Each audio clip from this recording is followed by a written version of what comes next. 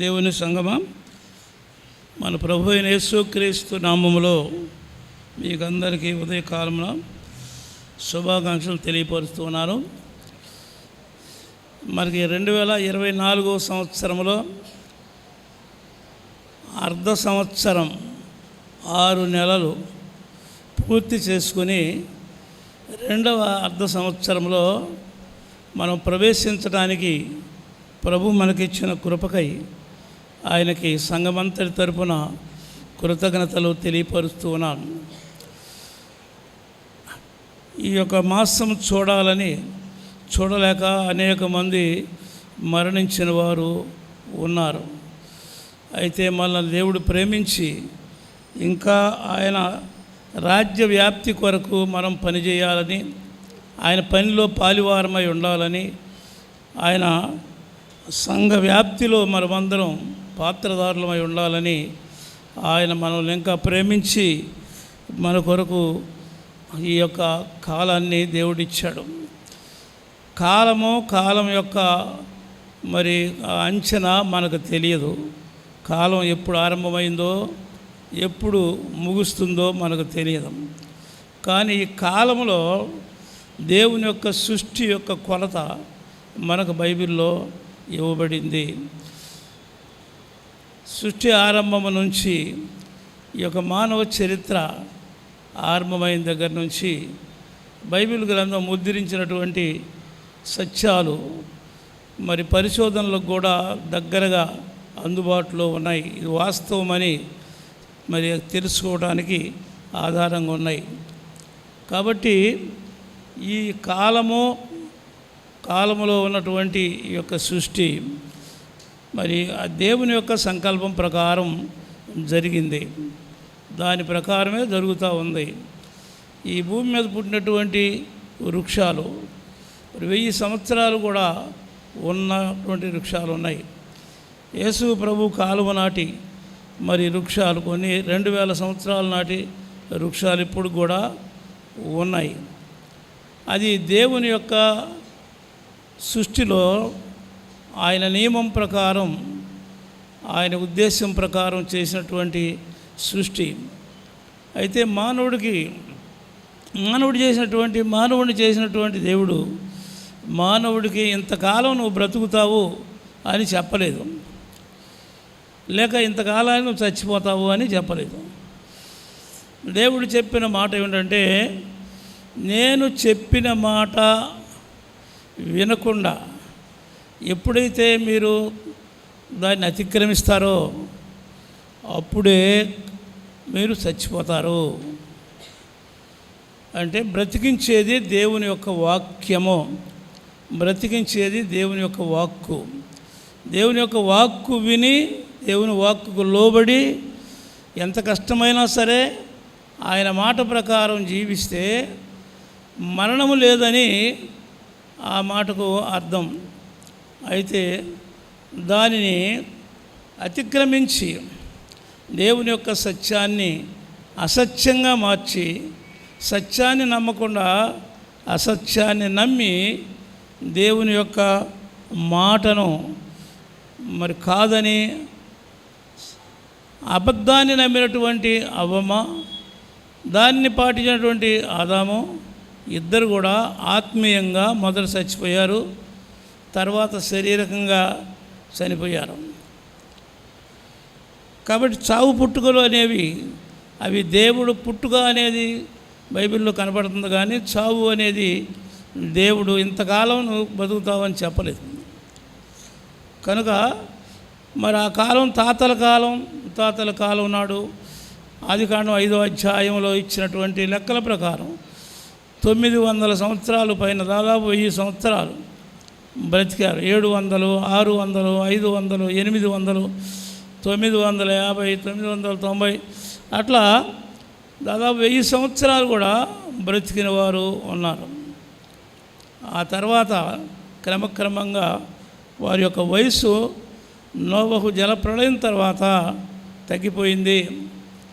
అబ్రహాము కాలం నుంచి మరి మోషే కాలం నాటికి మోషే చెప్పింది ఏమిటంటే 90వ కీర్తనలో నరుని ఆయుష్ 70 సంవత్సరములు, అధిక బలమున్న 80 సంవత్సరములు. మరి 80 సంవత్సరాల కంటే ఎక్కువ బ్రతకాలని ఆశ ఉంటే 100 సంవత్సరాలు. మన దేశంలో ఆశీర్వచనం ఒకటి ఉంది, శతమానం భవతి అని. 100 ఏళ్ళు నిండు 100 ఏళ్ళు బ్రతుకయ్యా అని ఆశీర్వదిస్తారు పెద్దలు చిన్నవాళ్ళని. ఈ యొక్క సాంప్రదాయం మన దేశంలో ఉంది, కానీ క్రైస్తవులు దీన్ని పాటించట్లా. పెద్దవాళ్ళు పిల్లల్ని శతమానం భవతి 100 ఏళ్ళు వర్ధిల్లయ్యా అని చెప్పి పిల్లల్ని దీవించాలి. పిల్లల్ని దీవించకుండా తెలియగల పిల్లలైతే వాళ్ళ మీద అసూయ పడటం, మరి ఎవరైనా పాటల పోటీల్లో కానీ ముందు పోతే మరి వీళ్ళ మీద అసూయ పడటం, ఇవన్నీ దైవ సంబంధమైనటువంటివి కాదు.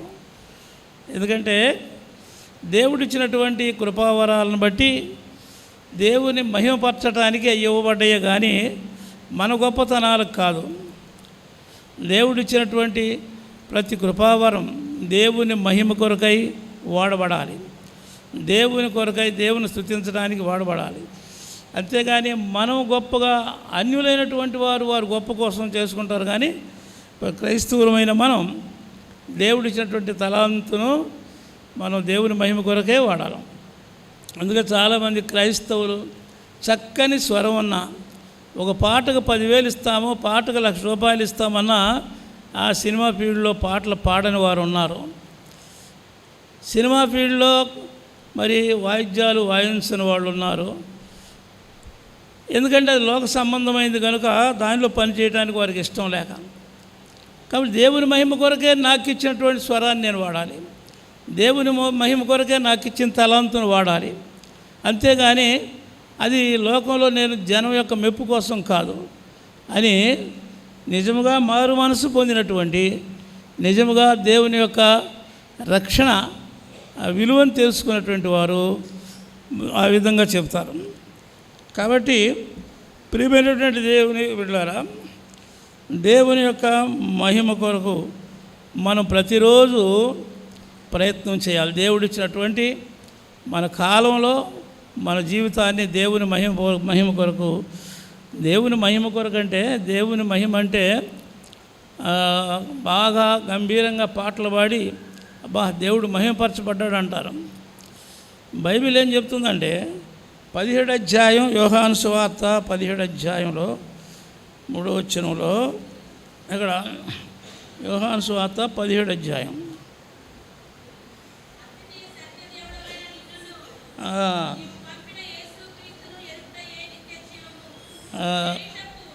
రెండో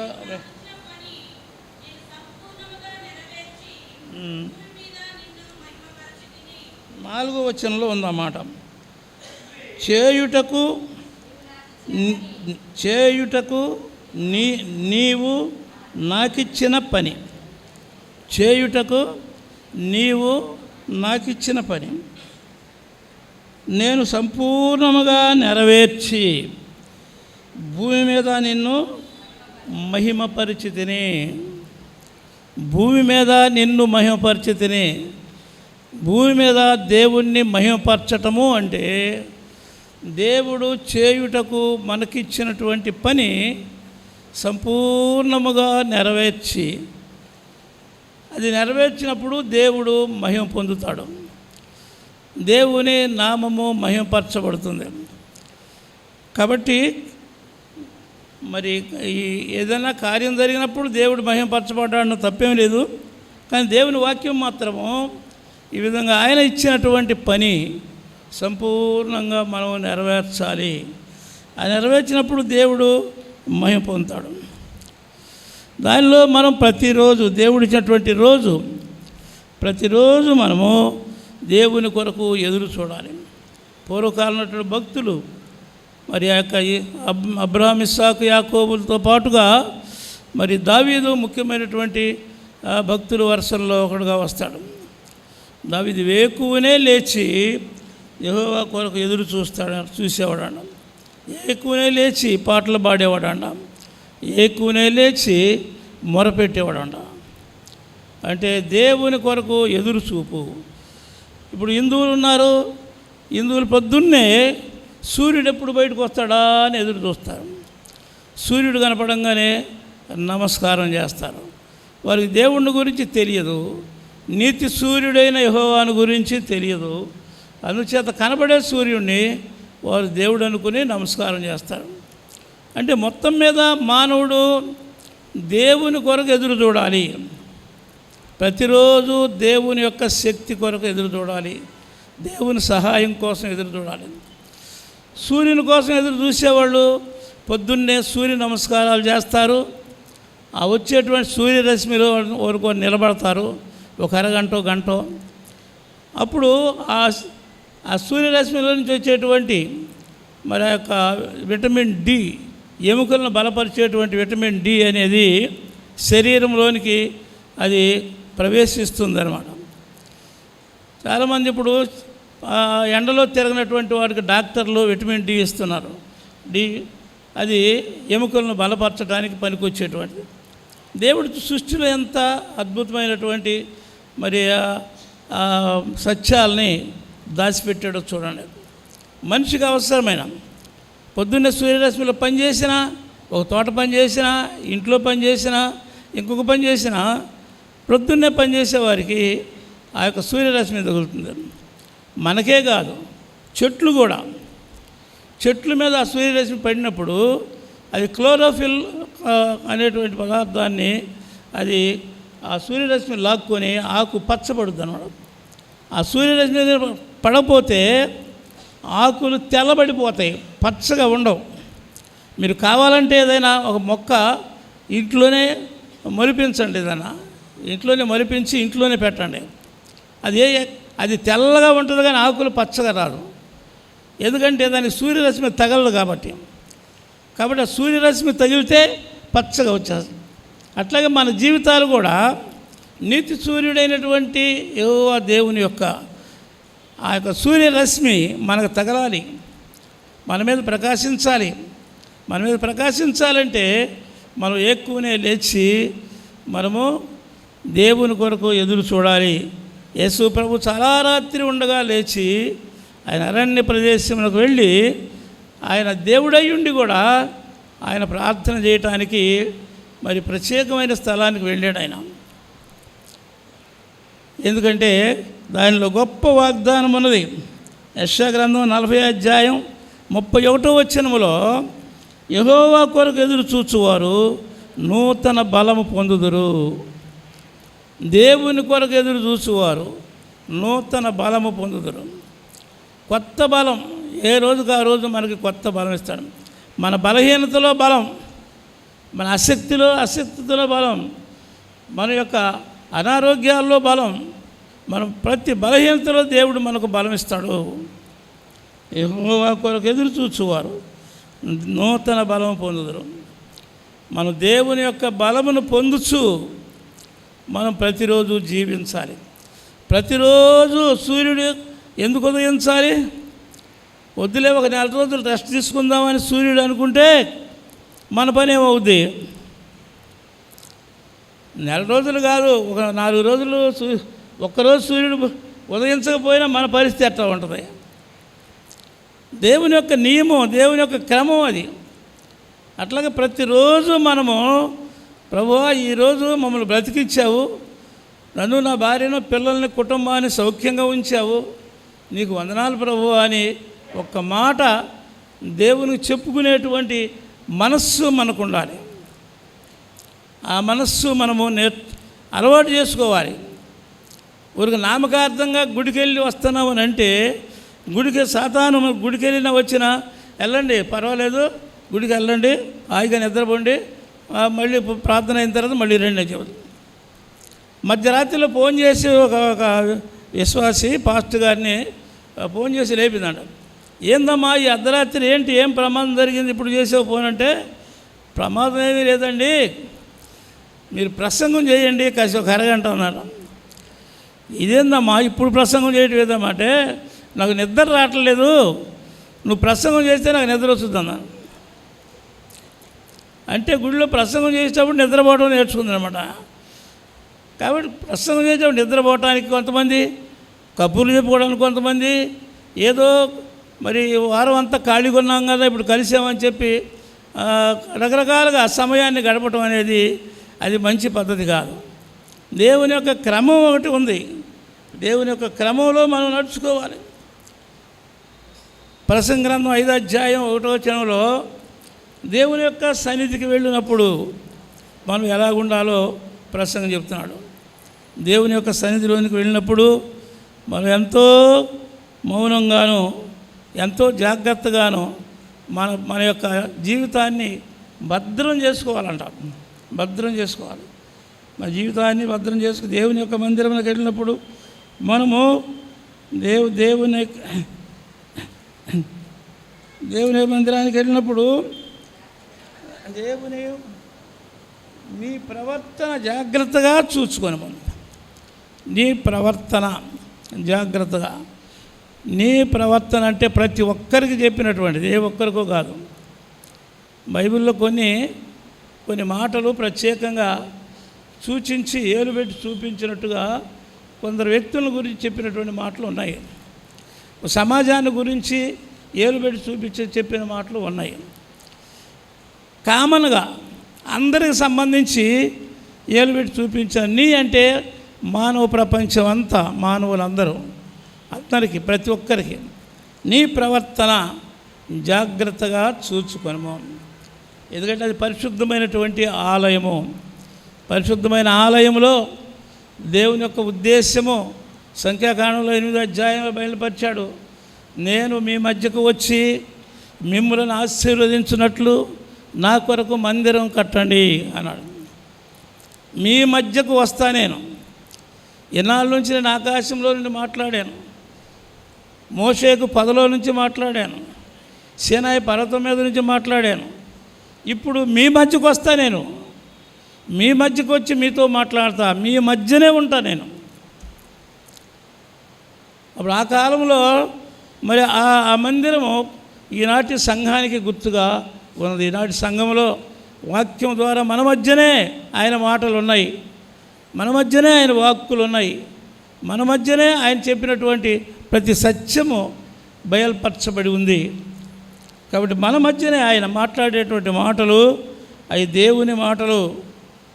కాబట్టి వాటిని జాగ్రత్తగా వినాలి.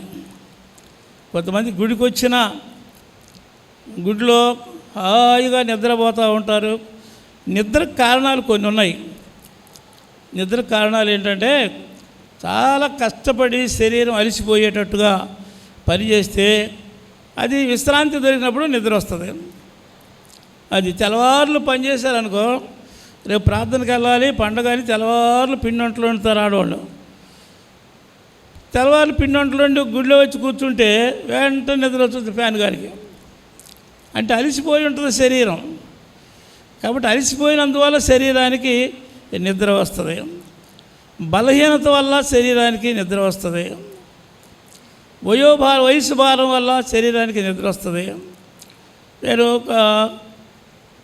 యొక్క లోతరన్ థియలాజికల్ కాలేజీలో ఒక కాన్ఫరెన్స్ అయితే నన్ను పిలిచారు.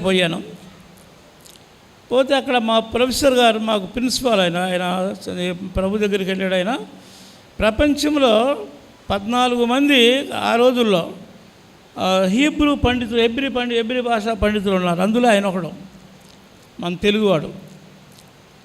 ఆయన ప్రిన్సిపాల్ అప్పుడు మేము చదివినప్పుడు. చాలా గొప్ప వ్యక్తి ఆయన. ఒకసారి విలియం కేరీ బర్త్డేకి ఇక్కడ పిలిచాను నేను, ఆయన మన చర్చికి పిలిచాను నేను. ఆ కాన్ఫరెన్స్లో అందరూ ముసలోళ్ళు, పెద్ద పెద్దోళ్ళు, అంత పండితులు. ఉదయం కాన్ఫరెన్స్లో అందరూ విన్నారు బాగానే. సాయంత్రం మళ్ళీ 2 గంటల నుంచి మళ్ళీ మొదలు పెడితే పండితులైన వారు, మరి గొప్ప గొప్ప చదువులు చదువుకున్నవారు, వాళ్ళంతా కళ్ళు మూసుకునే కూలిపాట్లు పడుతున్నారు. చాలా గొప్ప పెద్దవాడు, చాలా గొప్ప విద్యావంతుడు. దానికి కారణం ఏంటంటే అది వయస్సు. ఆ వయసు 60 సంవత్సరాలు దాటిన వాళ్ళు మధ్యాహ్నం కనీసం 1 గంటన్నా నిద్రపోతే ఆ బ్రెయిన్కి అలసట తీరి ఇంకా అంత పని చేయొచ్చు, ఇంకా అంత చదవచ్చు. చదువుకునే పిల్లలు కూడా బాగా చదువుకునే బలవంతంగా ఆపకూడదు నిద్ర. కొంతమంది బలవంతంగా ఆపి బిళ్ళలు వేసుకుని చేస్తారు.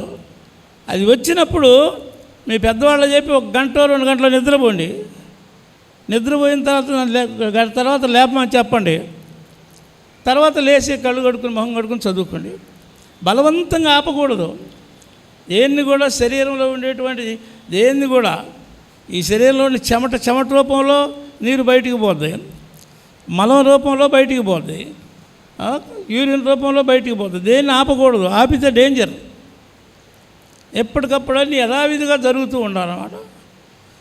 కాబట్టి ఒక క్రమం అనేది దేవుడు పెట్టినప్పుడు దేవుని యొక్క సన్నిధిలో ఆయన దీవించడానికి మనకు ఆలయం ఇచ్చి, ఆలయంలో మేము దీవిస్తాను, మిమ్మల్ని ఆశీర్వదిస్తానని చెబితే ఆ ఆలయానికి వెళ్ళినప్పుడు ఎట్లా ఉండాలి మనము అనేది మరి ఆ ప్రసంగ 5 అధ్యాయం 1వ వచనంలో మనము చూస్తున్నాం. అది దేవుని మందిరంలోకి వెళ్ళినప్పుడు నీ ప్రవర్తన జాగ్రత్తగా చూసుకోవాలి. జాగ్రత్తగా అంటే దేవునికి ఇష్టమైన రీతిలో మన ఇష్టానుసారంగా మనం ఉండకూడదు, మన ఇష్టానుసారంగా మనం మాట్లాడుకోకూడదు. దేవుని మందిరానికి వెళ్ళినప్పుడు చెప్పేదా ఏందిలే మనకు తెలుసులే ఎప్పుడు చెప్పేయగా అనేటువంటి ఒక భావన సైతాను కలిగిస్తాడు. సైతాన్ నాకు తెలుసులే ఇది అని వాళ్ళకే కాదు నాకు కూడా కలిగిస్తాడు. ఒక్కోసారి ఆ టీవీలో ప్రసంగాలు వస్తుంటే వినమంటారు నన్ను. నేను విన్నాను. ఒకవేళ వినాలని చూసినా నాకు ఇంట్రెస్ట్ ఉండదు. ఎందుకంటే దాదాపు అవన్నీ నేను చెప్పినయే, వాళ్ళు చెప్పేవన్నీ దాదాపుగా నేను చెప్పి వదిలిపెట్టినయే. కొత్తది ఏమన్నా ఉందా అంటే కొత్త విషయం ఏదంటే నేర్చుకోవటానికి మంచిదే. అది ఎవరో ఒక 4-5 ఉన్నారు టీవీలో కొంచెం బాగా చెప్పేవాడు. 2-3 ఉన్నారు. వాళ్ళు చెప్పే వాటిలో కొంచెం లోతైన విషయాలు ఉంటాయి. కానీ మిగతా వాళ్ళందరూ చెప్పినయే ఇది ఒక కథల్లాగా చెబుతూ ఉంటారు. అది ఆధ్యాత్మిక తలంపుతోటి అది ఈ లోకం తర్వాత ఉండబోయే పరలోకానికి చేరేటువంటి మార్గం, ఆ జీవితం, దాని యొక్క అభ్యాసం అది మనం నేర్చుకోవాలి. ఇవన్నీ మనం పూర్వకాలం రామాయణ భారత కథలు ద్వారా మోటోళ్ళకు కూడా చదువులేని వాళ్ళకు కూడా మరి కొన్ని నీతులు నేర్పించారు. ఆ విధంగా మనం మొదటి తరంలో బైబిల్ని మరి యేసేపు చరిత్ర ద్వారా బుర్రకథలు చెప్పేవాళ్ళు, హరికథలు చెప్పేవాళ్ళు, డ్రామాలు వేసేవాళ్ళు. ఇప్పుడు ఎవరు వేయటల్లా అంత సినిమాలు వేసేస్తున్నారు అందరూ. యేసేపు చరిత్ర మరి అద్భుతంగా వేసేవాళ్ళు ఉన్నారు. తర్వాత దావీదు చరిత్ర, దావీదు గోలియాతు యొక్క చరిత్ర, తర్వాత యేసేపు సిలువ యేసు ప్రభు సిలువను గురించినటువంటి ఇవన్నీ కూడా ప్రజలకు అర్థం కావటం కోసము ప్రజా సమూహంలోకి తీసుకొచ్చారు. భాష రాని రోజుల్లో, చదువు లేని రోజుల్లో వాళ్ళు దాని ద్వారా సువార్త వాళ్ళకి అందించారు. కాబట్టి మరి ఇప్పుడు మనకి ఆలయం ఇచ్చాడు, చదువిచ్చాడు, జ్ఞానం ఇచ్చాడు.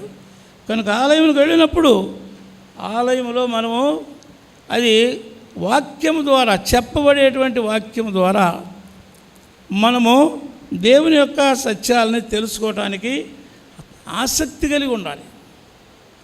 ఇది 1వ సమూయేలు గ్రంథంలో 3వ అధ్యాయంలో 1వ వచనం నుంచి 14వ వచనం వరకు మీరు చదువుకోండి.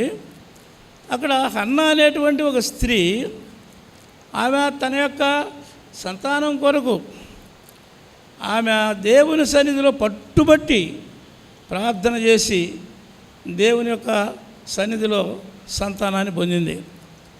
దేవుడిచ్చిన ఆ బిడ్డను దేవుని సేవకే ఇస్తానని అది మరి ఆమె ఆలోచన చేసి ఆమె దేవుని యొక్క ఆలయంలో ఏలి అని ఆయన ఆ ఆలయంలో యాజకుడుగా ఉన్నాడు.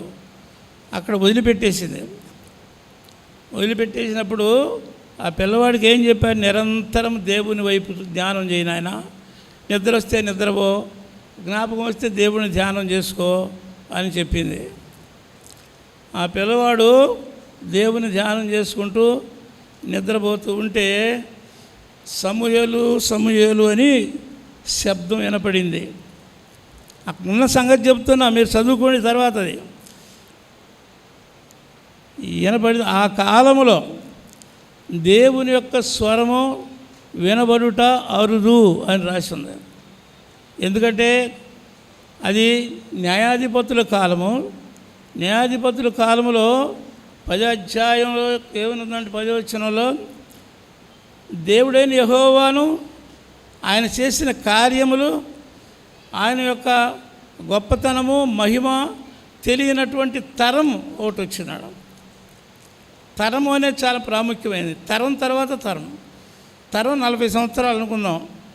40 సంవత్సరాలు అంటే మరి ఈ రోజుల్లో 23 సంవత్సరాలను ప్రభుత్వం లెక్కలు చెబుతున్నారు. యావరేజ్న మానవుడు 23 సంవత్సరాలు బతుకుతున్నాడు అంటే ఇప్పుడు. అంటే అంత ఆయుష్కాలం తగ్గిపోయింది. కనుక తరము, ఆ కాలంలో తరము అంటే మోషే అయిపోయింది, తర్వాత యెహోషువ అయిపోయాడు. వారిద్దరి యొక్క జీవిత కాలము ఒక తరంగా లెక్కేసుకుంటే తర్వాత తరములో యెహోవా అంటే ఎవరో, ఆయన పేరేమిటో, ఆయన చేసిన కార్యాలేంటో, ఆయన మానవులకు ఎలాగ ఉపయోగపడతాడో, ఆ ఇశ్రాయేలుని ఎట్లా బయటికి తీసుకొచ్చాడో ఇవన్నీ వాళ్ళకి తెలియదంట. తెలియక వాళ్ళు విగ్రహారాధికులైపోతే దేవుని యొక్క శిక్ష వారి మీదకి వచ్చింది. కనుక దేవుని యొక్క స్వరం విన్నవాళ్ళు లేరు. కానీ ఈ సమూయేలుకి వినపడింది. అప్పుడు వెళ్ళి ఏలీ దగ్గరికి వెళ్ళి, నాయనా నన్ను పిలిచావా అని అడుగుతాడు. ఆయనకి జ్ఞాపకం వచ్చింది, ఈ పిల్లవాడిని నేను పిలవలేదు, ఎవరు పిలిచి ఉంటారు అని.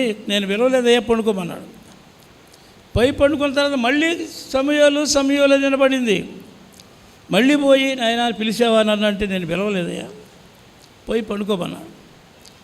మూడోసారి వచ్చాడు. మూడోసారి వస్తే అప్పుడు దేవుడే ఈ పిల్లవాడితో మాట్లాడాడు. ఈ పిల్లవాడి ధ్యానం అంతా దేవుని మీద ఉంది. దేవుని ధ్యానించుకుంటున్నాడు, పడుకుంటున్నాడు. కాబట్టి దేవుడే మాట్లాడాడు అని చెప్పని ఈసారి మాట్లాడితే, అయ్యా నీ దాసుడు ఆలకిస్తున్నాడు, సెలవిమ్మని చెప్పు అంటాడు. అన్నప్పుడు సమూయేలుతోటి దేవుడు మాట్లాడతాడు. కాబట్టి నీ మందిరంలోకి పోయినప్పుడు జాగ్రత్తగా ఉండటం మాత్రమే కాకుండా జాగ్రత్తగా వినాలి. సాతాను ఇవన్నీ వినకుండా చేస్తానమాట. సాతాను విన్నీదు. ఇప్పుడు నా ఆలోచన ఒక రకంగా కొంచెం గర్వంతో కూడింది అయినప్పటికీ కొంచెం జాగ్రత్తగా ఉండి సమయం ఖర్చు పెడితే ఏదైనా కొత్త మాట నేర్చుకోవటానికి దొరుకుద్దేమో. కానీ అంత సమయం గడపడానికి నాకు ఇష్టం లేదు. గంటసేపు మాట్లాడితే ఒక కొత్త మాట అన్న దొరుకుద్దేమో అంటే, దానికంటే గంటసేపు ఒక పుస్తకం చదువుకోవచ్చు కదా నేను అన్నట్టు ఉంటుంది నాకు. కాబట్టి అశ్రద్ధ మంచిది కాదు. శ్రద్ధగా దేవుని యొక్క వాక్యము, దేవుని మందిరంలో ఈ సమూయేలు ఏ విధంగా ధ్యానం చేశాడో ఆ రీతిగా మన పని మనం ముగించుకున్న తర్వాత, మన పనులన్నీ ముగించుకున్న తర్వాతే మనం ధ్యానంలో ఉండాలి. ఊరిగా భగవంతుని తలుసుకోకుండా లోకంలో ఉన్నటువంటి వారిని తలుసుకుంటే, వాడు అట్లా చేశాడు, వీడు ఎట్లా చేశాడు, ఆయన అట్లా చేశాడు, ఎవరు ఎట్లా చేస్తే నీకెందుకు, ఎవరెవరి క్రియల చొప్పున ప్రతిఫలం ఇచ్చేవాడు దేవుడు. ఎవరెవరి క్రియల చొప్పున వారికి మరి బహుమానం ఇచ్చేవాడు దేవుడు. కనుక వాటన్నిటిని గురించి, ఇతరుల గురించి ఆలోచించాల్సి అలవాటు చేసుకోవద్దు ఎవరు కూడా. నేను ఎవరిని గురించి ఆలోచించను. ఎవరైనా చెప్పి అయ్యా వాళ్ళు నీకు వ్యతిరేకం కదా అంటే నాకేం వ్యతిరేకం లేదు. అందరూ దేవుని బిడ్డలే. అందరి దగ్గర పొరపాట్లు ఉంటాయి, అందరి దగ్గర తొందరపాట్లు ఉంటాయి. మనం క్షమించుకొని దేవుని బిడ్డలుగా ప్రేమతో బ్రతకాలని దేవుడు చెబుతున్నాడు. కాబట్టి ఒకరి మీద ద్వేషం ఎందుకు పెట్టుకోవాలి? ఇందాక చిన్న పాప అని నేను పేరు చెప్పలే, ఆడికి వెళ్ళి వాళ్ళ అక్క దగ్గర సెల్ ఫోన్ కొంతసేపు ఇవ్వలేదు అమ్మాయి. ఆడికి వెళ్ళి బలవంతంగా లాక్కుని, సీరియస్గా లాక్కుని వెళ్తూ ఉన్నా. అంటే మనకు ఆకాంక్ష నెరవేరకపోతే మనం కోప్పట్టము, లేకపోతే వాళ్ళ మీద నిందేయటము, లేకపోతే ఏదో ఒక రకంగా మనము బాధపడటం జరుగుతూ ఉంటుంది. సరే, అట్లా బాధపడితే బాధపడవచ్చు, కానీ వ్యతిరేకత, శత్రుత్వము ఇవన్నీ కూడా యేసు ప్రభు మాటలకు వ్యతిరేకం. ఒక ఆయన సినిమాలో పెద్ద సంగీతకారుడు, ఆయన పేరేందో నేను ఆదివారం నాడు నాకు వినిపించారు. నేను పురాణాలు బాగా ఎన్నో చదివాను, అటన్నిట్లో లేనటువంటి ఒక గొప్ప విషయం యేసుక్రీస్తులో నేను కనుక్కున్నాను అని ఆయన చెబుతున్నాడు. ఏమిటా విషయం అంటే, శత్రువును ప్రేమించటం, శత్రువును గూర్చి ప్రార్థన చేయటం. ఆ శత్రువుకయ్యా మంచి మనసు అయ్యా, నా మీద పగ్గా ఉన్నాడు, ఆ వ్యక్తి నా మీద పగ లేకుండా ప్రేమగా ఉండేలాగా చేయను ఆయన అని ప్రార్థన చేయాలి మనం. యేసు ప్రభు ప్రార్థన చేయమన్నాడే కానీ ద్వేషం పెట్టుకొని కపటం పెట్టుకొని ఉండమల్ల. అట్లా ఉంటే మనకు ఆరోగ్యం చెడిపోద్ది, అనారోగ్యం వస్తుంది. కాబట్టి జాగ్రత్తగా మనం ఆలకించడం అనేది ఆలయంలో ఉండాలని అది సమూయేలు గ్రంథంలో మనం చూస్తున్నాం. సమూయేలు శ్రద్ధగా ఆలకించాడు, సమూయేలు గొప్ప ప్రవక్త అయ్యాడు. కాబట్టి ఆసక్తి ఉండాలి, జాగ్రత్తగా వినాలని. రావటం మంచిదే, వచ్చి కూర్చోవటం మంచిదే. ఈ కూర్చున్న సమయం ఆ 40 నిమిషాలు, ఆ 45 నిమిషాలు ఏం చెప్తున్నాడని జాగ్రత్తగా వినాలి, జాగ్రత్తగా ఆలకించాలి. ఆలకించి ఇందులో నాకు ఉపయోగపడేది ఏమైనా ఉందా, నేను నా జీవితాన్ని దిద్దుకోవటానికి అవసరమైనది ఏమైనా ఉందా, నా జీవితాన్ని బాగు చేసుకోవటానికి ఏమైనా ఉపయోగం ఉందా అని మనం ఆలోచన చేసుకోవాలి. కాబట్టి దేవుని యొక్క సంఘంలో మరి మనము దేవుడు ఇచ్చేటువంటి ఆలయానికి వచ్చినప్పుడు జాగ్రత్తగా వినటమే మాత్రం కాదు, మరి ఘనపరచాలి, ఆయన ఘనపరచాలి. ఘనపరచడం అంటే, ఘనత అంటే గొప్పతనం, దేవునికి గొప్పతనం ఇవ్వాలి. దేవునికి గొప్పతనం ఇవ్వాలంటే మనం వచ్చిన తర్వాత, ఆలయంలోకి వచ్చిన తర్వాత మనము కృతజ్ఞత స్తుతి ప్రార్థన చేయాలి. మనం చేయటం లేదు ఇప్పుడు. స్తుతి ప్రార్థన, దేవుడు మనకు చేసిన ఉపకారములన్నిటికీ స్తుతిస్తూ ప్రార్థన చేయాలి, స్తుతి ప్రార్థన చేయాలి. కానీ ఎన్ని క్రమంగా చేసేటువంటి కొన్ని సంఘాలు ఉన్నాయి, ఉన్నప్పటికీ నోటితో చేయటమే కానీ జీవితంలో అది లేకపోతే దానివలన ఏం ప్రయోజనం లేదు. ఒక జాకబ్ గారి కొడుకు వచ్చి మాట్లాడుతూ, అయ్యా మరి ఎన్నాళ్ళని మీరు అక్కడ దాకా పోయారు కదా ఆయన దగ్గరికి అంటే, అయ్యా అప్పుడు ఎక్కడ సమాధానం లేదని అక్కడ పోయాము, ఇప్పుడు అక్కడ సమాధానం లేదన్న. నేను అప్పుడు నవ్వి అన్నాను, అయ్యా మనుషులు ఉన్న చోట ఎక్కడైనా అంతే, ఆరంభంలో ఆర్భాటంగా ఉంటుంది. కొత్త చీపురు భలే స్పీడ్గా ఊడుస్తుంది, కొత్త చీపురు. అది 4 రోజులు ఊడిసిన తర్వాత ఆ చీపురు ఏమవుతుంది, ఊడిసి పాత పడిపోతుంది. అందుకని కొత్త చీపురు బాగా ఊడుతుంది. ఎప్పుడో 300 సంవత్సరాల పైన ఉన్నటువంటి ఈ భారతదేశానికి వచ్చినటువంటి బాప్టిస్ట్ సంఘము అది పాతబడిపోయి పాత చీపురులాగా తయారైంది. ఇవి వచ్చినటువంటి కొత్త ఇవన్నీ కూడా పాత ఒక రోత కొత్త ఒక వింత అన్నట్టు వింత అయిపోయి పరిగెత్తున్నారు జనం అంతా అక్కడికి.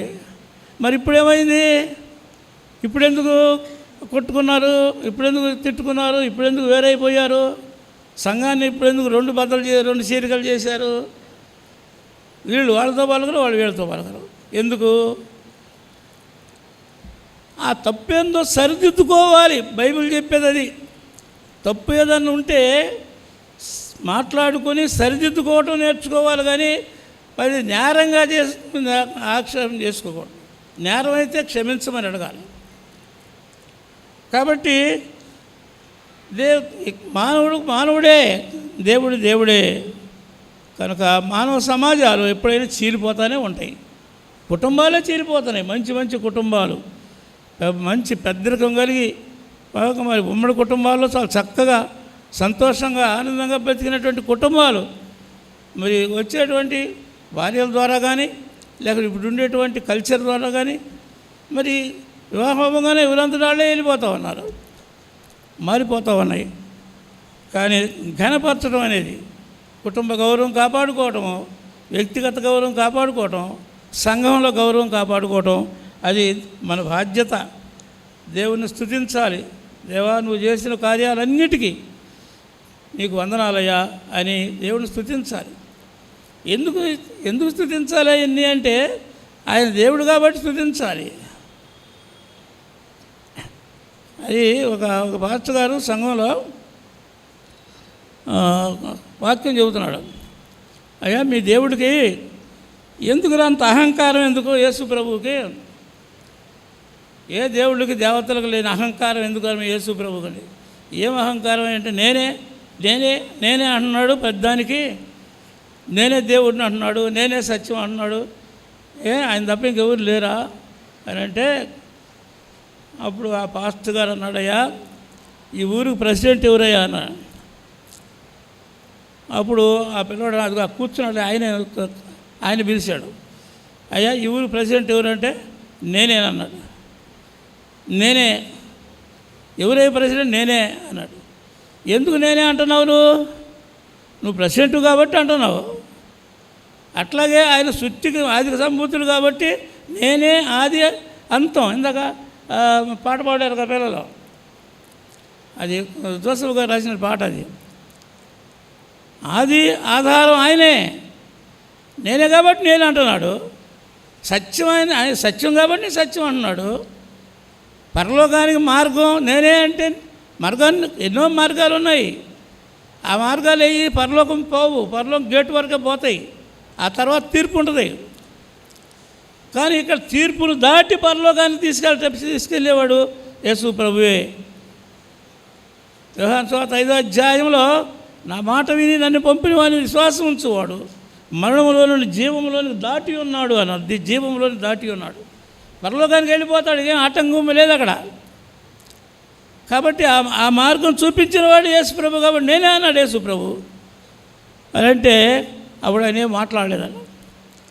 కాబట్టి అహంకారం కాదు, అది సత్యం. నేను అని ఈ చర్చికి పాస్టర్ ఎవరయ్యా అంటే నేను అన్నా, అది సత్యం. నేను కాకుండా ఇంకెవరైనా ఉండి నేను ఈ పాస్టర్ని అంటే అది అసత్యం. నేను వచ్చేటప్పటికి ఇక్కడ బ్రిడ్జ్ హోటల్లో వరల్డ్ బ్యాప్టిస్ట్ కాన్ఫరెన్స్ జరిగింది. అది జరిగినప్పుడు అక్కడ ఉన్నటువంటి ఈ సంఘానికి పాస్టర్ ఎవరు అని అంటే అప్పుడు పాస్టర్ గారు లేడు. ఎవరి పేరు అంటే ఆ సెక్రటరీ పేరుంది, నేనే పాస్టర్నని. వాళ్ళు పాస్టర్ ఎవరు అంటే ఆయన సెక్రటరీ కానీ పాస్టర్ కాదు, కానీ నేనే అని. అది వాస్తవం కాదు. ఏది వాస్తవమో అది దేవునికి ఇష్టం. కాబట్టి దేవుని ఘనపరచడం అనేది మనకు చాలా ప్రాముఖ్యమైనటువంటి విషయం. ఎందుకంటే ఆయన మనకు మేలు చేశాడు కాబట్టి చేశాడంటాం. ఆయన మనకు కీడు చేయలేదు. మనం చదివినటువంటి 91వ కీర్తనలో చివరిలో మంచి మాటలు ఉన్నాయి చూడండి. చివరి మంచి మాటలు. మనం ఆయనకి ఇష్టడుగా ఉన్నాం కాబట్టి ఆయన నా నామమును ఎరిగిన వాడు కనుక నేను అతని ఘనపరిచెదను. అతడు నాకు మొరపెట్టగా నేను అతనికి ఉత్తరం ఇచ్చేదను. శ్రమలో నేను అతనికి తోడై ఉండేదను. అతను విడిపించి అతని గొప్ప చేసేదను. దీర్ఘాయువు చేత అతన్ని తృప్తిపరిచెదను. నా రక్షణ అతను చూపించదను. ఎంత మంచి వాగ్దానాలని చూడండి. ఇంత మంచి వాగ్దానాలు దేవుడు మనకి ఇచ్చాడు. కానీ ఈ వాగ్దానాలు మనము జాగ్రత్తగా మనం వింటున్నామా లేదా? మలాకీ కాలంలో 3వ అధ్యాయం 16వ వచనంలో మలాకీ కాలంలో మరి దేవుడు ఆఖరి పుస్తకం అది. ఆఖరిగా దేవుడు మాట్లాడినటువంటి మాటలు 3వ అధ్యాయం 16వ వచనంలో ఆయన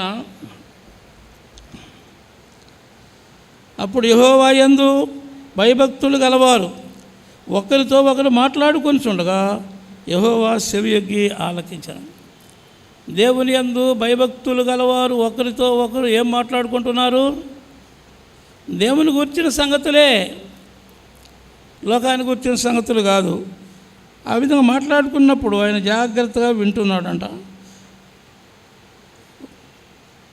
మరియు యెహోవా యందు భయభక్తులు కలిగి ఆయన నామమును స్మరించుచూ ఉండువారికి జ్ఞాపకార్థముగా ఒక గ్రంథము ఆయన సముఖమందు రాయబడిన.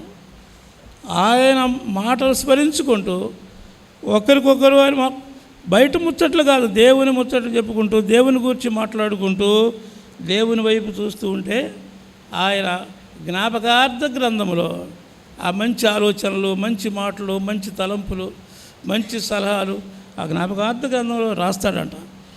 కాబట్టి దేవుడు మనలను ఆశీర్వదించడానికి, ఈ లోకంలో మనలను ఆయన చేసినటువంటి పని అయి ఉన్నామని మనం చదివినటువంటి ఎఫెసీ పత్రిక 2వ అధ్యాయంలో ఎఫెసీ పత్రిక 10వ వచనం, మరియు వాటి యందు మనము నడుచుకొనవలనని దేవుడు ముందుగా సిద్ధపరిచిన సత్క్రియలు చేయుటకై మనము క్రీస్తు యేసునందు సృష్టింపబడిన వారమై ఆయన చేసిన పని అయి ఉన్నాము. ఎవరమో మనము ఊరిగా చిల్లర సరుకు కాదు మనది. ఇది శ్రేష్టమైనటువంటి శిలువ రక్తము చేత శుద్ధీకరించబడి బాప్తిసం ద్వారా సంఘములో చేరినటువంటి పవిత్రుల యొక్క సహవాసం. పవిత్ర బాప్తిస్తానంగానే తేలిగ్గా ఆలోచించొద్దు. తేలిగా భక్తులు, మేము భక్తులు కాదు అనకూడదు. ఆయన మనల్ని ముందుగా ఆయన ఏర్పాటు చేసి సత్క్రియలు మంచి దేవుడు ఎందుకు ఆయన బిడ్డలను ఏర్పాటు చేసుకున్నాడు, ఎందుకు ఆయనకు మనం మారు మనసు ఇచ్చాడు, ఎందుకు బాప్తిసం ఇచ్చాడు, ఎందుకు సంఘంలో మనం చేర్చుకున్నాడంటే దేవుని యొక్క ఆలోచన ప్రకారం ఆయన ముందుగా నిర్ణయించినటువంటి ఆ యొక్క మంచి క్రియలు, సత్క్రియలు, దేవుడు ముందుగా సిద్ధపరిచిన సత్క్రియలు అంటే మంచి పనులు చేయుటకై, చెడ్డ పనులు కాదు, మంచి పనులు చేయుటకై మనము క్రీస్తు యేసునందు సృష్టింపబడిన వారమై ఆయన చేసిన పని అయి ఉన్నాము. ఆయన చేసిన పని అయి ఉంది. నీవెవరు? దేవుడు చేసిన పనివి. నేనెవరిని? దేవుడు చేసిన పని. ఆదాము ఎవరు? దేవుడు చేసిన పని. అవ్వెవరు? దేవుడు చేసిన పని. ఈ లోకంలో ఉన్న మన వాళ్ళంతా దేవుని చేసిన పని అయి ఉన్నారు. ఈనాడు ముఖ్యంగా సంఘములో మనము దేవుని చేసినటువంటి ఆయన యేసు ప్రభు యొక్క నిర్మలమైనటువంటి రక్తము చేత కడగబడిన వారమై, బాప్తిసం పొందిన వారమై, సంఘంలో సభ్యులుగా చేరిన వారమై మనం ఆయన చేసిన పని అయి ఉన్నాము. ఎందుకు అంటే దేవుని కొరకు మంచి కార్యాలు చేయటానికి, దేవుని కొరకు మంచి పనులు చేయటానికి, సువార్త ప్రకటించడానికి, పాపంలో నశించిపోతున్న వారిని మరి దేవుని దగ్గర నడిపించడానికి, ఇలాగ మంచి పనులు చేయడానికి దేవుడు మనల్ని ఏర్పాటు చేసుకున్నాడు. కాబట్టి సంఘంలో ఇతరులను పోల్చుకొని వాళ్ళు గొప్ప అనేది తక్కువ అనుకోవద్దు. అందరూ దేవుని యొక్క బిడ్డలై ఉన్నారు, దేవుని యొక్క పని అయి ఉన్నారు, దేవుని పని కొరకు ఏర్పాటు చేసుకున్నటువంటి సాధనాలు అయి ఉన్నారు. కాబట్టి ఈ సత్యాలు తెలుసుకుని మనం సంఘంలో జీవించాలని కోరుతూ ముగిస్తున్నాను. ప్రార్థన చేసుకుందాం. ప్రేమగల పరలోకపు తండ్రి, నీ పరిశుద్ధ నామానికి వందనాలు చెల్లిస్తున్నాం. మీరు మాకు ఇచ్చిన ఈ రోజును బట్టి మీకు వందనాలు. ఈరోజు యొక్క ప్రభువా మరి ఆరాధనలో ఆరంభం నుండి మీ అధ్యక్షతలో జరిగించినందుకు వందనాలు చెల్లిస్తున్నాం. ఈరోజు ప్రభువా మరి మా మధ్యన లేకుండా తండ్రి మరి సువార్త సేవా కార్యక్రమంలో మరి దూర ప్రాంతమైనటువంటి ప్రసన్న కుమార్ గారిని, వారి సేవా కార్యక్రమాన్ని కూడా మీరు ఆశీర్వదించమని ప్రార్థన చేస్తున్నాం.